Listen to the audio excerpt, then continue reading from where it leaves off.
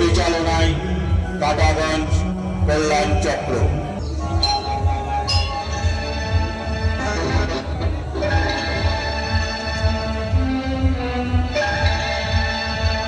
যদি মৃগকে জীবিত ধরতে না পারি তাহলে তাহলে কি? ওর চর্ম কি সুন্দর, আপনার পুজোতে আসনের কাজে আসবে। দাদা, আমার এখনো সন্দেহ আছে, এ কোনো রাক্ষসের মায়া না তো? যদি রাক্ষসী হয় তবে তার শেষ হওয়া আবশ্যক। লক্ষণ, যদি তোমার সন্দেহ সত্যি হয় তাহলে তুমি সাবধানে থেকো আর সীতাকেও রক্ষা করো। আমি জানকের ইচ্ছে পূর্ণ করার জন্য ওই সোনার হরিণের উদ্দেশ্যে যাচ্ছি। জীবিত অথবা মৃত ওই হরিণ নিয়ে শীঘ্রই ফিরে আসবো। সাবধান লক্ষণ, বনে অনেক রাক্ষস ঘুরে বেড়ায়, কোনো পরিস্থিতিতেই সীতাকে একলা ছেড়ো না। যথা আদেশ দাদা।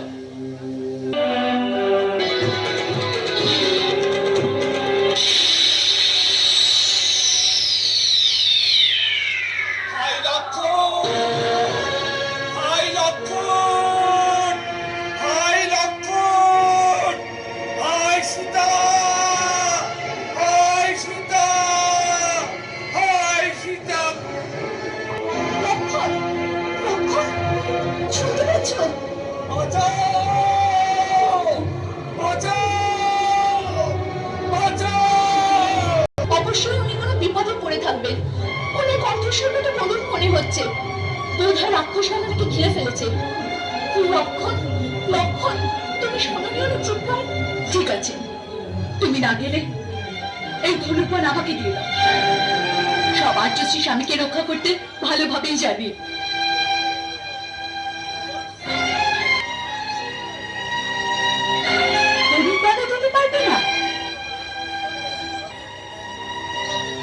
ঠিক আছে, আমি এমনি যাচ্ছি, তুমি এখানেই থাকো।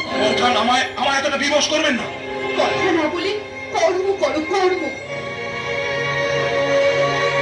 বেশ, আপনার আজ্ঞা পালন করার জন্য আজ প্রথমবার লক্ষণ নিজে প্রভু শ্রীরামের আজ্ঞার উল্লঙ্ঘন করছে।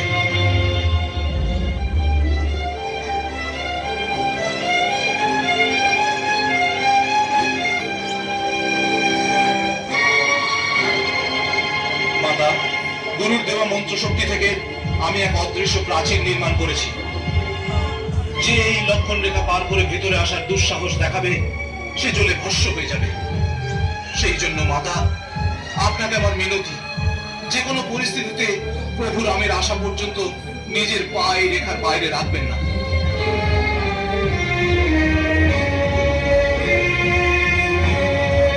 হে বনের দেবতা, সমস্ত প্রাণী, আমি মাতা সীতাকে আপনাদের সুরক্ষায় ছেড়ে যাচ্ছি। ওনাকে রক্ষা করবেন।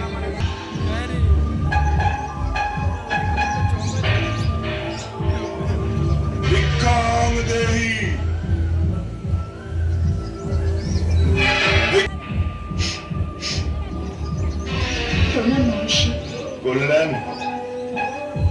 দেবী, আমি অনেক দূর থেকে এসেছি আর আমি ক্ষুধার্ত। তোমার কুটির দেখে এই আশায় এসেছি, যদি কিছু খাবার পাওয়া যায়। অবশ্যই মহর্ষি, আপনি এখানেই থাকুন, আমি আপনার জন্য যথাসম্ভব ভোজন আনছি। দেবী, আমি যাত্রা করে ক্লান্ত, আমার বিশ্রামের প্রয়োজন। ক্ষমা করুন, এই সময় আমার স্বামী কুটিরে নেই, সেই জন্য আপনাকে স্বাগত জানাতে পারছি না। কিন্তু দয়া করে আপনি অপেক্ষা করুন, আমি এখনই ভোজন নিয়ে আসছি।